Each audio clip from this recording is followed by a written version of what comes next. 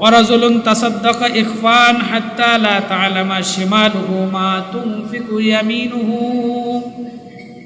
ওই ব্যক্তি যেই ব্যক্তি দান করে আল্লাহর রাস্তায় সাদাকা করে, এমন গোপন ভাবে সদকা করে যে তার ডান হাতে কি দান করলো বাম হাত টের পায় না। এইখানে কথা আছে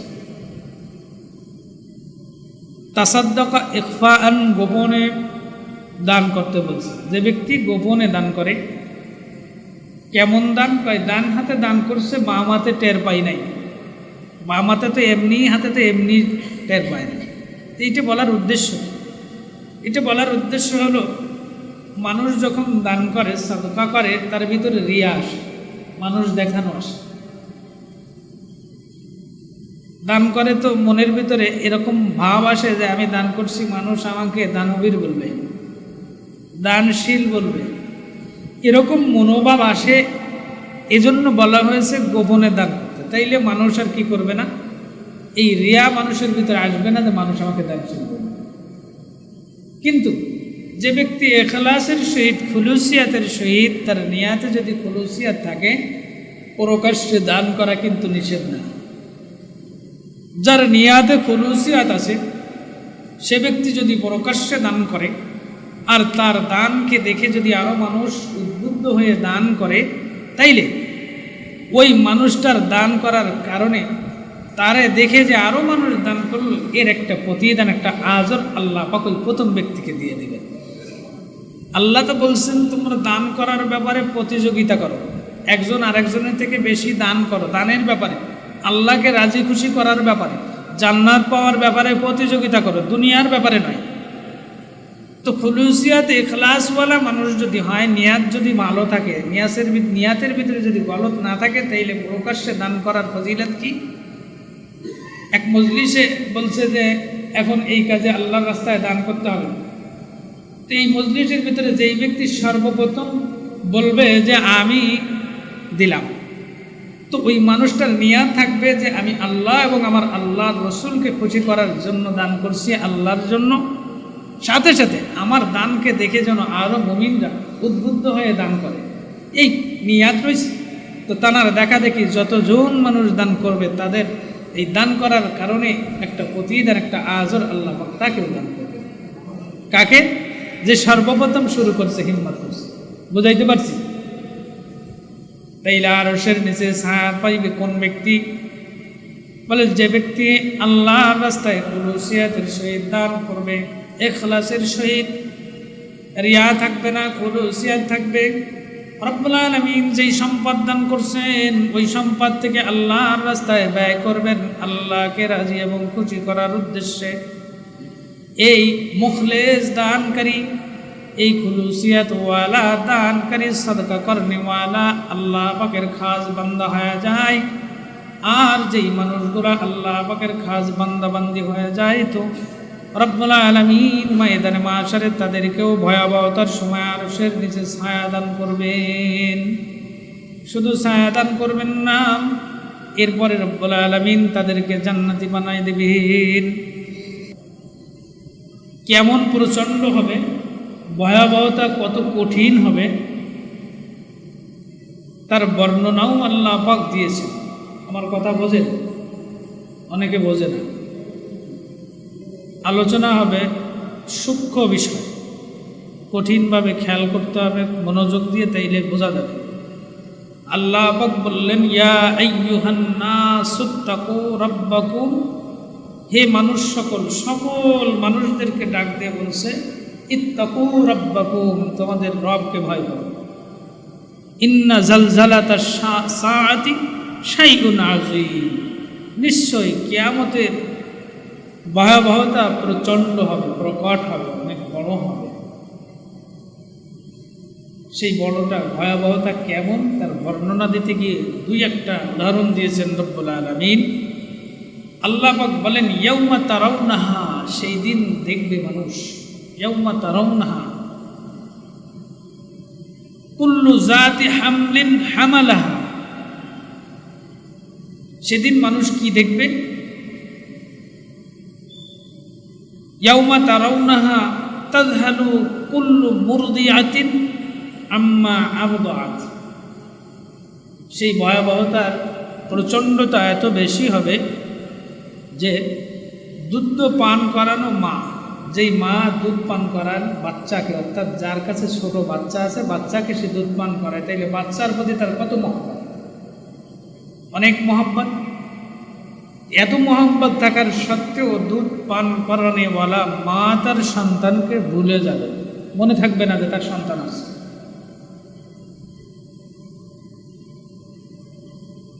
তারপরে 2 নম্বরে আল্লাহ পাক কি বললেন, ওয়াতাদাউ কুল্লা যাতি হামলিন হামালাহা,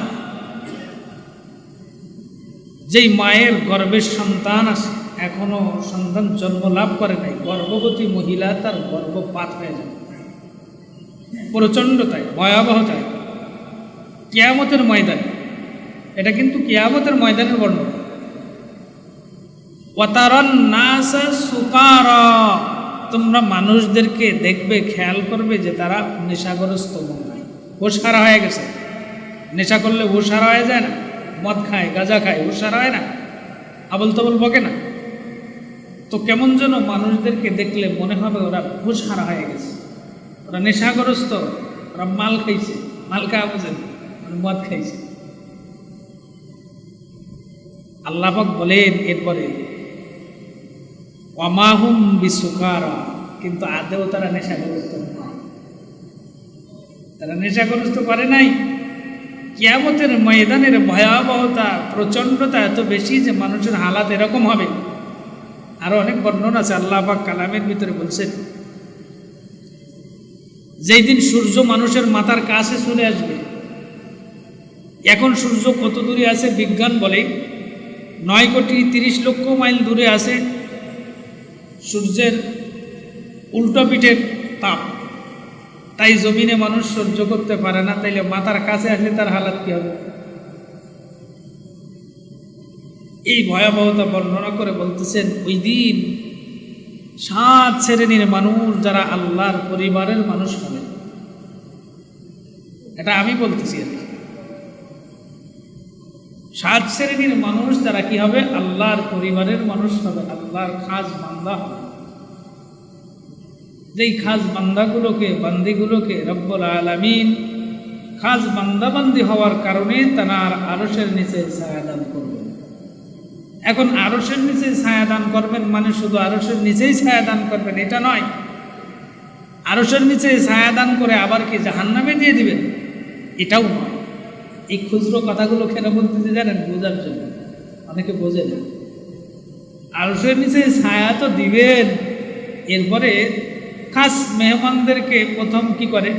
আপ্যায়ন করে, হয়তো শরবত দিয়ে আপ্যায়ন করে অথবা অন্য কিছু দিয়ে প্রথম আপ্যায়ন করে, তারপরে কি বাড়ি পাঠায় দেয়? দেয় না, ছোট আপ্যায়ন দিয়ে আগে গ্রহণ করে, এরপরে বড় আপ্যায়নের দিকে নিয়ে যাওয়া হয়। তো রব্বুল আলামিন তার খাস তার পরিবারের মানুষগুলোকে, বান্দাবান্দিগুলোকে কিয়ামতের ভয়াবহতা থেকে কি করবেন? আরশের নিচে ছায়া দিয়ে রক্ষা করবেন, এরপরে খাস মেহমানগুলোকে জান্নাতে পাঠিয়ে দেবেন। এটা হলো আজকের আলোচনার সব হয়ে গেল, ঠিক আছে? আজকের আলোচনার বিষয় সম্পূর্ণ শেষ। এখন বিস্তারিত। আল ইমামুন আদিল, এক শ্রেণীর মানুষ যারা ন্যায় পরায়ণ, বাচ্চা সত্যনিষ্ঠা, যারা ন্যায় বিচারক হবে, তাদেরকে রব্বুল আলামিন তার আরশের নিচে ছায়া দান করবেন। তার ন্যায় পরায়ণতা তাকে আল্লাহ পাকের খাস বান্দা বানায় দিবে। তো যে ব্যক্তি আল্লাহ পাকের খাস বান্দা হয়ে যায়, তো আল্লাহ পাকের পরিবারভুক্ত হয়ে যায়। রব্বুল আলামিনের খাস বান্দাগুলোদেরকে আল্লাহ পাক ময়দানে মাশারে কঠিন মুসিবতের সময়ও তাদেরকে আরশের নিচে ছায়া দান করবেন। এরপরে রব্বুল আলামিন তাদেরকে জান্নাত দান করবেন। 1 নম্বরে কি? ইমামুন আদিল, ন্যায় বিচারক, শাসক।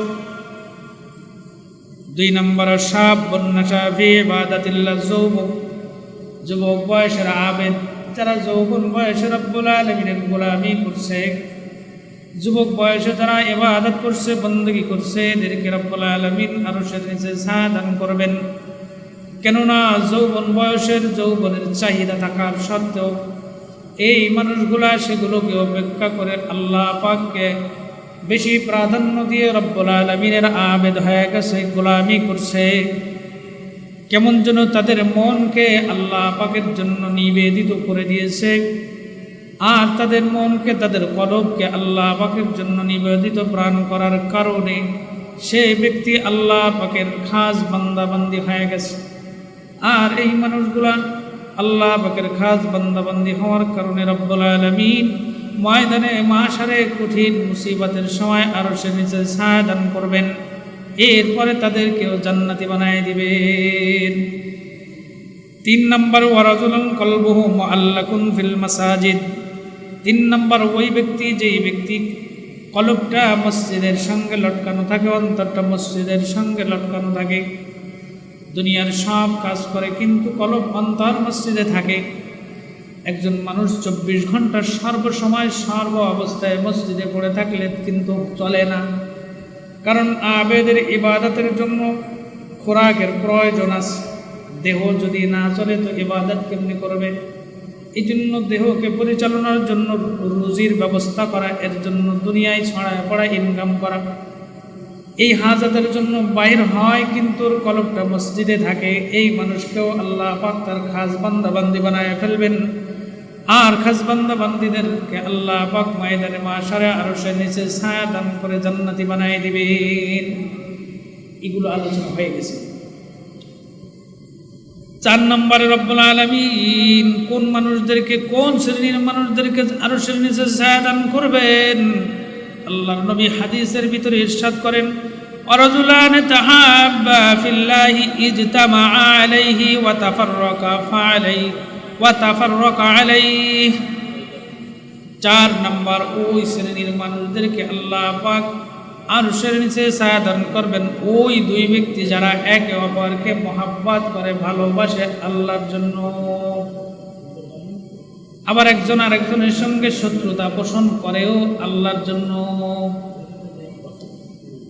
মহব্বত রাখে, ভালোবাসে একজন আরেকজন কিসের জন্য? আল্লাহকে রাজি এবং খুশি করার জন্য একজন আরেকজনকে ভালোবাসে। একজন মানুষ আরেকজনকে মহব্বত করবে তো কিসের উদ্দেশ্য থাকবে? উদ্দেশ্য থাকবে আল্লাহ। অর্থাৎ এই মানুষকে যদি আমি মহব্বত করি, আমি ভালোবাসি, তো রব্বুল আলামিন আমাকে ভালোবাসবেন, আমাকে মহব্বত করবেন। আর যদি কারোর সঙ্গে শত্রুতা পোষণ করতে হয় তাইলেও সেটা রব্বুল আলামিনের জন্য। একবার হযরত আলী রাদিয়াল্লাহু তাআলা আনহুর সামনে এক কাফের আল্লাহর নবীকে গালি দিয়েছিলেন। আল্লাহর জন্য ভালোবাসা এবং ব্যক্তিগত স্বার্থের জন্য ভালোবাসা, এর ভিতরে পার্থক্য কি? হযরতে আলী রাদিয়াল্লাহু তাআলা আনহুর সম্মুখে এক কাফের আল্লাহর নবীকে গালি দিয়েছিলেন। হযরতে আলী রাদিয়াল্লাহু তাআলা আনহু বড় বাহাদুর ছিলেন, তো কাফেরকে ধরে আছাড় দিয়ে নিচেই ফেলে তার বুকের উপরে চেপে বসছে। এটা ছিল সাহাবীদের প্রেম, এটা ছিল সাহাবীদের ভালোবাসা, একজন আরেকজনের জন্য ভালোবাসা, আল্লাহর জন্য।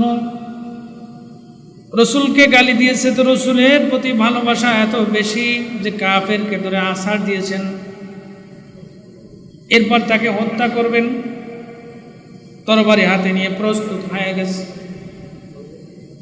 ইতিমধ্যে কাফের বুদ্ধি খাটায়, বড় বুদ্ধিমান চালাক, আলী রাদিয়াল্লাহু তাআলা আনহুর মুখে থুতু নিক্ষেপ করছে। যখন থুতু নিক্ষেপ করছে তো ওনাকে ছেড়ে দিয়েছে। উপস্থিত সাহাবায়ে কেরাম জিজ্ঞেস করলেন যে কাফেরকে কেন ছেড়ে দিলেন? ইনি তো আল্লাহর নবীকে গালি দিয়েছে। যে আল্লাহ এবং আল্লাহর নবীকে গালি দেয় তার বিচার তো হত্যা করা, তাকে কতল করে দেওয়া, কিন্তু আপনি কতল করলেন না, কারণ কি? রাদিয়াল্লাহু তাআলা আনহু বললেন, আমি যখন তাকে ধরে আছাড় মারছিলাম, তার বুকের উপরে চেপে বসছিলাম, হত্যা করার জন্য উদ্যত হয়েছিলাম, ও আমার আল্লাহর নবীকে গালি দিয়েছিল। এজন্য রসুলকে ভালোবাসি আল্লাহর জন্য, এজন্য তাকে হত্যা করার জন্য আমি তৈরি হয়েছিলাম। পক্ষান্তরে যখন সে আমার মুখে থুতু নিক্ষেপ করছে, তোর পরে আমার রাগ হয়েছে, এটা আমার ব্যক্তিগত রাগ, এই জন্য ওকে আমি হত্যা করি নাই। বর্তমান জামানায় তার দৃশ্যপটটা বিপরীত। তখনকার জামানায় একজন কাফের, একজন বদ্দিন, একজন বেঈমান যদি আল্লাহকে, তার নবীকে গালি দিত তো সঙ্গে সঙ্গে তার বিচার করা হতো, তাকে কতল করা হতো। কিন্তু বর্তমান জামানায় ওই কাফের মুশরিকদের আওলাদ বংশধর তারা আমার নবীকে গালি দেয়, আমার রসুলকে গালি দেয়, কটূক্তি করে, কিন্তু এ জমিনের জবান দ্বারা প্রতিবাদ করেনেওয়ালার সংখ্যাটাও খুব কম। আবার আরশের নিচে ছায়াও পাইতে চায়। আল্লাহর নবী বললেন, ওই দুই ব্যক্তি যারা একে অপরকে মহাব্বত করে, একে অপরকে ভালোবাসে, তো আল্লাহর জন্য ভালোবাসে। আবার যখন আল্লাহকে এবং তার রসুলকে গালিয়ে দেয়, তার সঙ্গে বিরোধ করে, তার সঙ্গে পৃথক করে, তো আল্লাহ এবং আল্লাহর রসুলের জন্য। কিন্তু বর্তমান দৃশ্যপটটা উল্টা।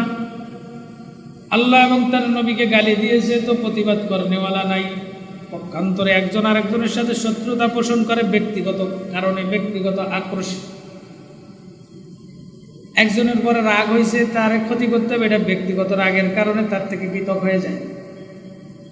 কিন্তু এটা হওয়া উচিত ছিল আল্লাহ এবং তার রসুলের জন্য। তো যেই ব্যক্তি একে অপরকে ভালোবাসবে, মহাব্বত করবে, আল্লাহকে রাজি এবং খুশি করার উদ্দেশ্যে, যেই ব্যক্তি আরেকজনের সঙ্গে বিরোধ, আরেকজনের থেকে পৃথক হয়ে যাবে, শত্রুতা পোষণ করবে আল্লাহ এবং তার রসুলকে রাজি এবং খুশি করার উদ্দেশ্যে, ওই মানুষটা আল্লাহ পাকের খাস বান্দাদের অন্তর্ভুক্ত হয়ে যায়। আর যেই মানুষটা রব্বুল আলামিনের খাস বান্দা হয়ে যায়, তো তাকে ময়দানে মাশারে রব্বুল আলামিন আরশের নিচে ছায়া দান করবেন। শুধু ছায়া দান করবেন এটা নয়, এরপরে রব্বুল আলামিন তাকে জান্নাতি বানায় দিবেন। বুঝি আসছে আমার কথা? বুঝছেন এতটুকু পর্যন্ত? তাইলে 5 নম্বর আরশের নিচে ছায়া পাবেন কোন ব্যক্তি? ওয়ারাজুলুন দাতুহু যাতু মানসাবিন ওয়া জামালিন ফাকালা ইন্নী আখাফুল্লাহ। 5 নম্বর বিষয়টা বর্তমান যুব সমাজের ভিতরে বিদ্যমান, যুব সমাজকে নষ্ট করে দিয়েছে। 5 নম্বর এই বিষয়টা যদি কোনো বান্দাবান্দি হাসিল করতে পারে, তো রব্বুল আলামিন তাদেরকেও আরশের নিচে ছায়া দান করবেন। দাওয়াত আহ্বান করছে, কোন বংশীয় সুন্দরী রমণী জেনার জন্য আহ্বান করছে। এই আহ্বান করার পরেও যদি কোনো যুবক বলে যে ইন্নী আখাফুল্লাহ, আমি আল্লাহকে ভয় করি, জেনা থেকে বিরত থাকছে, এই শ্রেণীর যুবক যুবতীদেরকেও রব্বুল আলামিন আরশের নিচে ছায়া দান করবে। বংশীয় একটা বিষয় আছে, সুন্দরী রমণী আর একটা বিষয় আছে। দুইটা বিষয় একসাথে। দাওয়াত দিছে, ডাক দিছে, আসো আমার সাথে অপকর্ম করো। তো এ যুবক বলছে ইন্নী আখাফুল্লাহ, আমি আল্লাহকে ভয় করি, আমি পারবো না, তোমার সঙ্গে নাই। তো বলছে এই শ্রেণীর মানুষদেরকেও আল্লাহ আরশের নিচে ছায়া দান করবেন। বর্তমান জামানায় আমরা যারা আছি, আমাদেরও যদি এরকম পরিস্থিতি কখনো আসে, তো যেই যুবকটা বলবে ইন্নী আখাফুল্লাহ, আমি আল্লাহকে ভয় করি, আল্লাহর ভয়ে তোমার সঙ্গে অপকর্ম করতে আমি যাব না, তো রব্বুল আলামিন ময়দানে মাশারে এদেরকে কি করবেন? আরশের নিচে ছায়া দান করবেন। কারণ এই মানুষটা আল্লাহর ভয় তার অন্তরে হাসিল করার কারণে মুত্তাকি হয়ে গেছে, আল্লাহর খাস বান্দা হয়ে গেছে।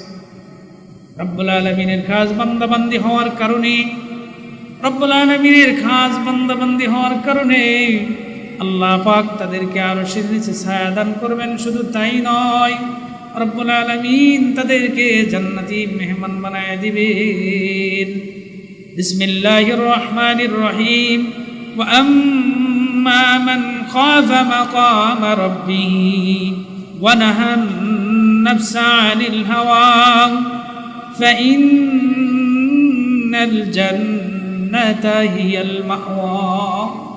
রব্বুল আলামিন বলেন, ওয়া আম্মা মান খাফা, যেই মানুষগুলো তার প্রভুর ভয়ে, ওয়া আম্মা মান খাফা মাকামা রাব্বিহি, যেই মানুষগুলা তার প্রভুর সাক্ষাতের ভয়, তার প্রভুর ভয়, ওয়ানাহান নাফসা আনিল হাওয়া, খায়েশিয়াতে নফস থেকে বিরত থাকবে, ফাইন্নাল জান্নাতা হিয়াল মাওয়া, তাদের জন্য জান্নাত। খায়েশিয়াতে নফস ডাকছে, কি করছে? বংশীয় নারী ডাক দিয়েছে, সুন্দরী রমণী আহ্বান করছে, আসো। কিন্তু সে বলছে ইন্নী আখাফুল্লাহ, আমি আল্লাহকে ভয় করি। আল্লাহর ভয় তার অন্তরে ঢুকায় ফেলছে। এই আল্লাহর ভয় অন্তরে ঢুকানোর কারণে সে তার খায়েশিয়াতে নফস থেকে বিরত থাকছে। তো আল্লাহ পাক বলছে এদের স্থান হবে জান্নাত। এই শ্রেণীর মানুষকেও রব্বুল আলামিন আরশের নিচে ছায়া প্রদান করবেন। এরপর রব্বুল আলামিন আরেকজন ব্যক্তির শানে আল্লাহর হাবিব বলছেন যে আরেক শ্রেণীর মানুষ আছে যাদেরকে আল্লাহ আরশের নিচে ছায়া দান করবেন। ওয়ারাজুলুন তাসাদ্দাকা ইখফান হাত্তা লা তা'লামা শিমালুহু মা তুনফিকু ইয়ামিনুহু, ওই ব্যক্তি, যেই ব্যক্তি দান করে, আল্লাহর রাস্তায় সাদাকা করে, এমন গোপন ভাবে সদকা করে যে তার ডান হাতে কি দান করলো বাম হাত টের পায় না। এইখানে কথা আছে, তাসাদ্দাকা ইখফান, গোপনে দান করতে বলছে। যে ব্যক্তি গোপনে দান করে, কেমন দান করে? ডান হাতে দান করছে, বাম হাতে টের পাই নাই। বাম হাতে তো এমনি, হাতে তো এমনি টের পায় না। এইটা বলার উদ্দেশ্য, এটা বলার উদ্দেশ্য হলো মানুষ যখন দান করে, সাদকা করে, তার ভিতরে রিয়া আসে, মানুষ দেখানো আসে। দান করে তো মনের ভিতরে এরকম ভাব আসে যে আমি দান করছি, মানুষ আমাকে দানবীর বলবে, দানশীল বলবে, এরকম মনোভাব আসে। এজন্য বলা হয়েছে গোপনে দান করতে। তাইলে মানুষ আর কি করবে না, এই রিয়া মানুষের ভিতরে আসবে না যে মানুষ আমাকে দানশীল বলবে। কিন্তু যে ব্যক্তি ইখলাসের সহিত, খুলুসিয়াতের সহিত, তার নিয়াতে যদি খুলুসিয়াত থাকে, প্রকাশ্যে দান করা কিন্তু নিষেধ না। যার নিয়াতে খুলুসিয়াত আছে, সে ব্যক্তি যদি প্রকাশ্যে দান করে আর তার দানকে দেখে যদি আরো মানুষ উদ্বুদ্ধ হয়ে দান করে, তাইলে ওই মানুষটার দান করার কারণে তারে দেখে যে আরো মানুষ দান করল, এর একটা প্রতিদান, একটা আজর আল্লাহ পাক ওই প্রথম ব্যক্তিকে দিয়ে দিবেন। আল্লাহ তো বলছেন তোমরা দান করার ব্যাপারে প্রতিযোগিতা করো, একজন আরেকজনের থেকে বেশি দান করো, দানের ব্যাপারে, আল্লাহকে রাজি খুশি করার ব্যাপারে, জান্নাত পাওয়ার ব্যাপারে প্রতিযোগিতা করো, দুনিয়ার ব্যাপারে নয়। তো খুলুসিয়াত ইখলাসওয়ালা মানুষ যদি হয়, নিয়াত যদি ভালো থাকে, নিয়াতের ভিতরে যদি গলত না থাকে, তাইলে প্রকাশ্যে দান করার ফজিলত কি? এক মজলিসে বলছে যে এখন এই কাজে আল্লাহর রাস্তায় দান করতে হবে। তো এই মজলিসের ভিতরে যেই ব্যক্তি সর্বপ্রথম বলবে যে আমি দিলাম, তো ওই মানুষটার নিয়াত থাকবে যে আমি আল্লাহ এবং আমার আল্লাহর রসুলকে খুশি করার জন্য দান করছি, আল্লাহর জন্য। সাথে সাথে আমার দানকে দেখে যেন আরও মুমিনরা উদ্বুদ্ধ হয়ে দান করে, এই নিয়াত রয়েছে। তো তার দেখা দেখি যতজন মানুষ দান করবে, তাদের এই দান করার কারণে একটা প্রতিদান, একটা আজর আল্লাহ পাক তাকেও দান করবে। কাকে? যে সর্বপ্রথম শুরু করছে, হিম্মত করছে। বুঝাইতে পারছি? তাইলে আরশের নিচে ছায়া পাইবে কোন ব্যক্তি? বলে যে ব্যক্তি আল্লাহর রাস্তায় খুলুসিয়াতের সহিত দান করবে, ইখলাসের সহিত, রিয়া থাকবে না, খুলুসিয়াত থাকবে। রব্বুল আলামিন যেই সম্পদ দান করছেন, ওই সম্পদ থেকে আল্লাহর রাস্তায় ব্যয় করবেন আল্লাহকে রাজি এবং খুশি করার উদ্দেশ্যে। এই মুখলেস দানকারী, এই খুলুসিয়াত ওয়ালা দানকারী, সদকা করনেওয়ালা আল্লাহ পাকের খাস বান্দা হয়ে যায়। আর যেই মানুষগুলা আল্লাহ পাকের খাস বান্দা বান্দি হয়ে যায়, তো রব্বুল আলামিন ময়দানে মাশারে তাদেরকেও ভয়াবহতার সময় আরশের নিচে ছায়া দান করবেন। শুধু ছায়া দান করবেন না, এরপরে রব্বুল আলামিন তাদেরকে জান্নাতি বানাই দিবেন। সপ্তম নাম্বার, ওয়ারাজুলুন যাকারাল্লাহ খালিয়ান ফাফাজাত আইনুহু। 7 নাম্বার, 7 শ্রেণীর যেই মানুষগুলাকে রব্বুল আলামিন, 7 শ্রেণীর যেই বান্দাবান্দিগুলাকে রব্বুল আলামিন আরশের নিচে ছায়া দান করবেন, তাদের সামনে বলছে যেই বান্দাবান্দি একাকী আল্লাহ পাকের ধ্যানে, আল্লাহ পাকের ভয়ে, জাহান্নামের ভয়ে, জান্নাতের আশায় রব্বুল আলামিনকে নিয়ে চিন্তা করে আর তার দুই চক্ষু দিয়ে পানি বাইর হয়, তো ওই মানুষগুলাও আল্লাহ পাকের খাস বান্দা হয়ে যায়। চিন্তা করতেছে আল্লাহ পাক সৃষ্টি করছে আমাকে ইবাদতের জন্য, কি ইবাদত করলাম, যাই ইবাদত করছে এটা কবুল হয়েছে কিনা জানি না। এ চিন্তা করে তার দুই চোখ দিয়ে পানি বাইর হয়ে যায়। শুধু কি ভয়ে পানি বাইর হয় না, অনেক সময় খুশিতেও মানুষ কান্দে, খুশিতেও পানি বাইর হয়ে যায়। চিন্তা করতেছে রব্বুল আলামিন জান্নাত দান করবেন, যদি জান্নাত পেয়ে যাই কতই না ভালো, কতই না উত্তম জায়গা। দুই চোখ দিয়ে পানি বাইর হয়ে পড়তেছে। একা একই জিকির করতেছে রব্বুল আলামিনের স্মরণ, একা একই জিকির করতেছে, জবানে জিকির, তো দিলে দিলে খেয়াল করতেছে আমার মালিক পবিত্র, আমার আল্লাহ পবিত্র। তার দুই চোখ দিয়ে পানি বাইর হইতেছে। আলহামদুলিল্লাহ, আল্লাহ পাকের প্রশংসা করতেছে। সব প্রশংসা আমার আল্লাহর জন্য, আমার মালিকের জন্য, তো দুই চোখ দিয়ে পানি বাইর হয়। আল্লাহু আকবার, আল্লাহ সব থেকে বড়, এরকম জবানে জিকির শুরু করছে, তো দুই চোখ দিয়ে পানি বাইর হইতেছে। তো এই মানুষটাও আল্লাহ পাকের খাস বান্দা হয়ে যায়। আর আল্লাহ পাকের খাস বান্দা হওয়ার কারণে ময়দানে মাশারে কঠিন মুসিবতের সময় রব্বুল আলামিন তাদেরকেও আরশের নিচে ছায়া দান করবেন। এই 7 শ্রেণীর মানুষ, আমি আর লম্বা আলোচনায় গেলাম না। এই 7 শ্রেণীর মানুষদেরকে আল্লাহ পাক কি করবেন, ময়দানে মাশারের ভয়াবহ মুসিবত যখন থাকবে, যখন মানুষকে দেখলে মনে হবে তারা বেহুশ হয়ে গেছে, হুশ হারা হয়ে গেছে। গর্ভবতী মহিলা তারা গর্ভপাত করে ফেলবে। দুধ দান করেনেওয়ালা মা তার সন্তানকে ভুলে যাবে। এত কঠিন অবস্থার সময় আল্লাহ পাক এই 7 শ্রেণীর মানুষকে আরশের নিচে ছায়া দান করবেন। 7 শ্রেণীর মানুষের মতো 1 নম্বর ইমামুন আদিল, ন্যায়পরায়ণ শাসক, চেয়ারম্যান হইতে পারে, মেম্বার হইতে পারে, এমপি হইতে পারে, উপজেলা চেয়ারম্যান হইতে পারে, প্রাইম মিনিস্টার হইতে পারে, যেই হোক না কোনো ইমামুন আদিল, ন্যায়পরায়ণ বাদশা যদি হয়, তাকে আল্লাহ পাক আরশের নিচে ছায়া দান করবেন। ইমামুন আদিল, ন্যায়পরায়ণ বাদশা, শাবুন নাশা ফি ইবাদাতি রাব্বিহি, যুবক বয়সের আবেদ, যে যুবক বয়সে ইবাদত করছে। 3 নম্বর ওই দুই বান্দাবান্দি যারা আল্লাহ এবং আল্লাহর রসুলকে রাজি ও খুশি করার উদ্দেশ্যে একজন আরেকজনকে মহাব্বত করে এবং একজন আরেকজনের তাকে শত্রুতা পোষণ করে। 3 নম্বর ওই ব্যক্তি যাকে সুন্দরী বংশীয় রমণী আকাম করার জন্য, কুকর্ম করার জন্য ডাকছে, তারপরে সে বলছে এতদার সত্ত্বেও সে ইচ্ছা করলে সে আকাম করতে পারত, তারপরেও সে বলছে ইন্নী আখাফুল্লাহ, আমি আল্লাহকে ভয় করি। এই ব্যক্তিকে আল্লাহ কি করবেন, আরশের নিচে ছায়া দান করবেন।